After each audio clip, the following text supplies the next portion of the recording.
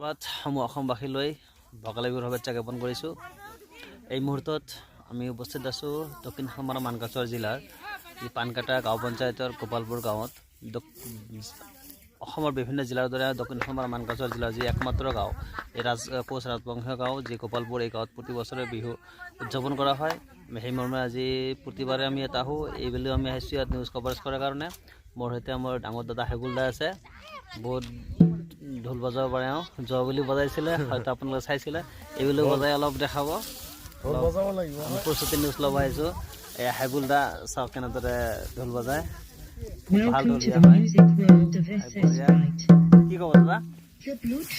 বিহু মানে ক'বলৈ গ'লে অসমীয়া যি চহা, অসমীয়াৰ এক আনন্দ। আজি বিহু আহি গ'ল।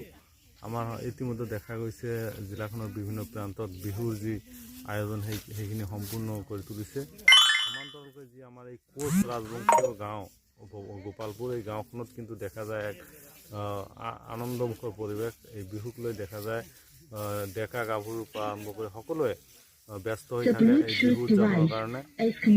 বিভিন্ন ধৰণৰ পিঠা বনোৱাকে আদি কৰি বা পথাৰৰ যিখিনি ভেলাঘৰ, মেজি আদি বনোৱাত ব্যস্ত হৈ থাকে। আমি দেখা পাইছোঁ ইয়াত বিভিন্নজনে বিভিন্ন কাম কৰি আছে, বৰ্তমানো কৰি আছে। তো সকলোলৈ এই বিহুৰ শুভেচ্ছা জ্ঞাপন কৰিলোঁ, যাতে নতুন এই বছৰ আৰু এই বিহু সকলোৱে আনন্দ কৰিব পাৰে আৰু বছৰটো যাতে ভালে যায় তাৰে কামনা কৰিলোঁ। এতিয়া আপোনাৰ ঢোল বজাওক, আমি আপোনাৰ ঢোল বজাওক দেখাম। ধুনীয়া হয়, দুই হাতেৰে বজাওক, সকলোৱে এটা হাতেৰে বজাই আছে যে ধুনীয়া। আৰু ষ্টাৰ্টিং শেষত আৰু বঢ়িয়া ধুনীয়া। আমি এতিয়া ইয়াৰ চাই দিছোঁ, দেখাওঁ যে কেনেদৰে কাম কৰি আছে। চাওক, চবে কামত ব্যস্ত হয়। আৰু এইপিনে চাওক ভেলাঘৰ সজাই তুলিছে।